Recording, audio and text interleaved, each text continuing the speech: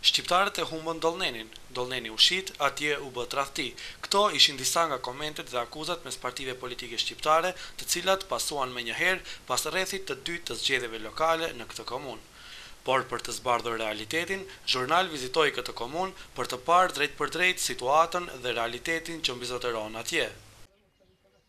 Më 21 prill në komunën e Dollnenit u mbajt edhe raundi i dytë i zgjedhjeve lokale, por rezultatet nuk dolën ashtu siç pritej. Edhe pse duhej që me bashkimin e votës shqiptare në këtë komunë të vazhdojë mandati një kryetar shqiptar, rezultatet dëshmuan të kundërtën. Prandaj, nëpër media gjithashtu rezultuan edhe kritika dhe fajsime të ndryshme. Për më saktë, të shohim se si komentohet kjo nga vetë qytetarët e komunës, por edhe nga funksionarët në këtë komunë. Sipas kandidatit të BDI-s dhe kryetarit aktual të komunës Abdullah Bajramovski, ka disa faktorë të cilët kanë ndikuar në përmbysjen e rezultatit, i cili ka favorizuar kandidatin e Partisë Maqedonase, ndërsa befasia më e madhe ka ndodhur në fshatin Црниlisht, i cili banohet 99% nga shqiptarët. От кои причини не знам, во село Црнилиште, каде што 100% имаме албанско население, ВМРО како партија доби 365 гласа. И тие 365 гласови беа доволни за ние како партија да изгубиме, односно да не се пласираме и да не победиме на овие избори. Па мислам дека има повеќе причини кои влијаат врз овој резултат во Црнилиште. Една од причините е разноразните притисоци кои се вршеа од страна на разни институции во државата, Трнавајќи од полиција, пак Центар за социјални работи, пак Управа за јавни приходи и не знам што друго. Втора причина, локални апетити на локални луѓе кои сака да ќара нешто од овие избори. И овие неколку причини беа главен предизвик и главен проблем што во Црнилиште како чисто етничко албанско село ВМРО ДПМН како македонска партија успеа да добие 365 гласови. Dollneni ka 70% popullat muslimane, përkundër 30% maqedone. Për dallim nga Crnilishta, Bajramovski thekson se të gjitha vendbanimet tjera ku popullata është shqiptare, por edhe muslimane, kanë dhënë provimin.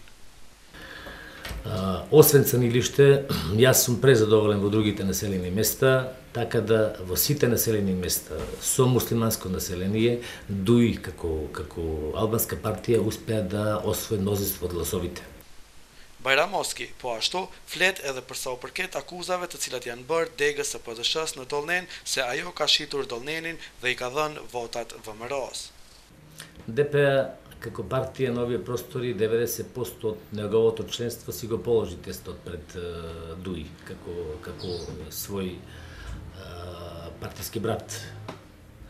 Меѓутоа, мака можам отворено да кажам дека ДП од Црнилиште не го положи тестот кој требаше да го положи овој пат. Ndërsa ish kandidati i PD-s për komunën e Dollnenit, Sevgani Ibrahimi, thotë se akuzat të cilat i kanë bërë mediat dhe funksionarë të ndryshëm në vend se PD-s ka tradhtuar në Dollnen nuk janë as pak të vërteta dhe se realiteti dhe faktet janë krejtësisht ndryshe. Janë të pa baza, për shkak se faktet tregojnë një gjë tjetër. Ka ndikuar disa faktorë që një situatë të tillë të jetë në Crnilisht, por edhe në komunën e Dollnenit. Në raundin e parë, Partia Demokratike Shqiptare fitoi 1762 vota, ndërsa BDI-ja fitoi 1856, gjithsej 3618 vota. Në raundin e dytë, sipas rezultatit mund të shikoni se tash BDI-ja ka fituar më tepër vota se raundi i parë bashkë me votat PD-s, edhe të RDK-s, 3645 vota. Kjo tregon se akuza nuk ka bazë e cila është e drejtuar ndaj Partisë Demokratike Shqiptare, se ne si parti edhe në degën e Dollnenit, por edhe nga qendra, publikisht bëm thirrje për përkrahjen e kandidatit të Bashkimit Demokratik për Integrim. Pse Crnilishta dhe shqiptarët e Crnilishtës? Unë do t'ju jap një kronologji të ngjarjeve të cilat kanë ndodhur në komunën e Dollnenit. Fshati Debresht është i banuar me turq. Në vitin 1996, prefekti ishte nga ky fshat i përkrahur nga Cënilishta dhe nga gjithë vendbanimet tjera shqiptar, bosnjak, turq. Në zgjedhjet e fundit lokale 2005, PDSH-ja gjithashtu e vendosi vullën për të fituar kandidati i BDI-s kur u rivotua për herë të tretë në Cënilisht dhe me atë u bë edhe prefekti i parë, partia e parë shqiptare e cila fitoi prefekti në komunën e Dollnenit. Tash është hera e tretë i njëjti fshat, do thotë Debreshi kërkon mandatin të tretë, prefektin për herë të tretë ta ketë nga ky fshat dhe ky revolt u krijua tek shqiptarët e Dollnenit e konkretisht te fshati Cënilisht, të cilët kësaj radhe prishin që për herë të parë në ekzistimin e kësaj, në historinë e ekzistimit të kësaj komune, të fitoj një kandidat shqiptar. Edhe PDSH-ja, edhe BDI-ja e kanë të qartë se në komunën e Dollnenit asnjëra nuk mund të fitoj pa përkrahjen e njëri tjetrit. Këtë e kishin të qartë në qendër partitë politike.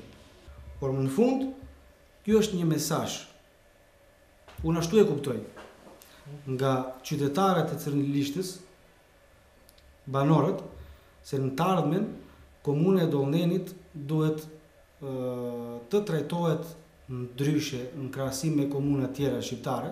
Sipas Bajramoskit, raundi i dytë i zgjedhjeve duhet patjetër të përsëritet, pasi që në të janë bërë një sër parregullësish, të cilat janë shënuar edhe në ankesat të cilat janë dorëzuar tek institucionet përkatëse. Ние имаме околу 5 приговори поднесени до Државната изборна комисија со неколку сериозни нарушувања на изборните процеси. Приговорите се 2 приговори во село Црнилиште, во 2 избирачки места, каде што во едното избирачко место имаме 4 ливчина повеќе отколку потписи на избирачкиот список. И на другото избирачко место имаме едно лице кое не е присутно тука, значи кое е во странство, гласало некое друго лице за него. Имам исто така приговори за повеќе населени места со етнички македонци, каде што имаме излезеност 100%.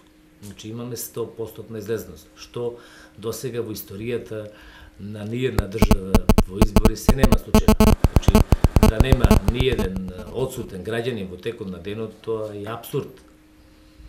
Исто така имаме и приговори поднесено за едно избирачко место 12010 во Житоше и 1272 во Лажани. Banorët e Cërnilishtës japin qëndrime të ndryshme lidhur me votat, të cilat i ka fituar partia më e madhe maqedonase në vend. Disa mendojnë se kjo ka ndodhur për shkak të revoltës nga kryetari aktual.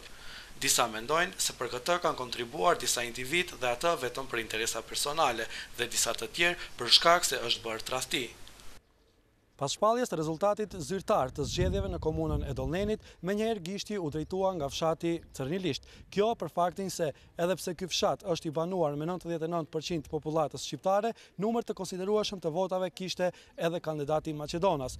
Edhe pse ai doli në epërsi me vetëm 350 vota, 365 vota i kishte fituar pikërisht në këtë fshat shqiptar. Dhe numri kaq i madh i votave, i cili ka shkuar për kandidatin Maqedonas, ka shkaktuar një revolt shumë të madhe tek banorët e këtij fshati, e cila revolt komentohet në aspekte të ndryshme. Në fshatin Cërnilisht kishte shumë presione të ndine nga policia maqedonce. U shkonin pim shpi njerëzve i kush kishte dënime të druve, të makinave, të sendeve që i vaprish Maqedoni, nëse votojnë vëmëron. Njerëzit kene që ato që kanë votu vëmëronjen, më shumë të mbrapa metët njerëz që kanë pas frikë mos i denujnë, se jenë dënime të mdhinja. Maqedoni, vëmëroja, vaprishi dënimet për të vamare votën. Pse shkuan, fatkeqësisht ajo është çështje inati. Çështje inati. Inati, për shkak se nuk fitoi kandidati i PDSH-s dhe një inatin mund të arsyetoj me 150 vota, mund të arsyetoj. Po këto 200 vota nuk arsyetojnë, është një çështje dobësie e shqiptarëve, është një tradhti. Është tradhti kombëtare kjo dhe asesi nuk mund të arsyetohet. Revolti nuk ishte puna se do të fitohej BDI-ja, a VMRO-ja, a PDSH-ja, revolti këtu është në fshatin Cënilisht, se nuk është shqiptar, nuk mundet na prezentuar ne Abdullah Bajramoski,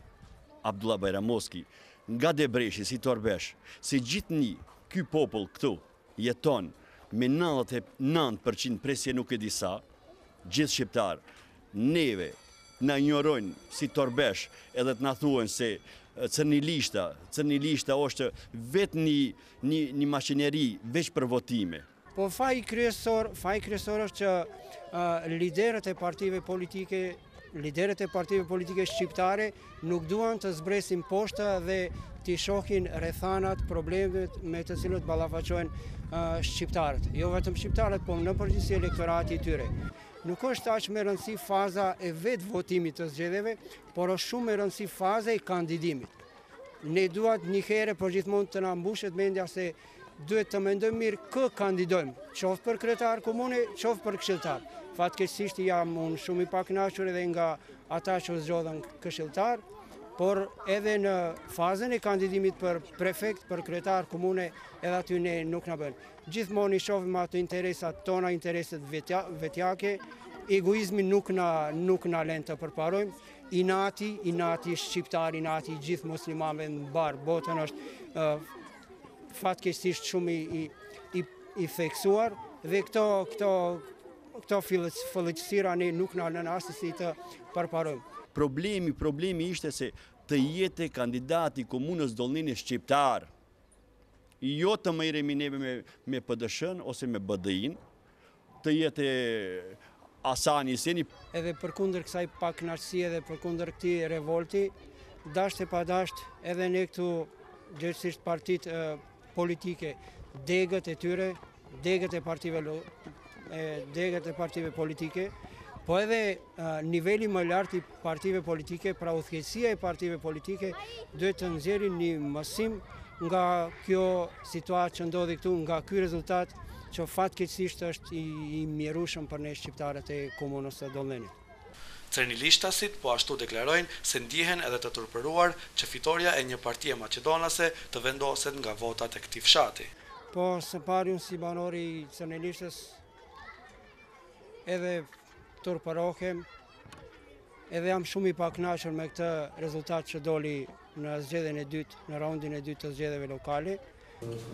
Po porosia një falje u kërkojmë kretëve shqiptarëve të Maqedonisë, për që këtë që ndodhi në fshatin Cënilisht, ne si shqiptar e bom një poshtërsi të madhe, e marrum kombin tonë në Maqedoni, po u kërkojmë një falje, one përveçërisht me fshatin tonë, me votuesit e BDI-s, një falje u kërkojmë kretëve shqiptarëve të Maqedonisë.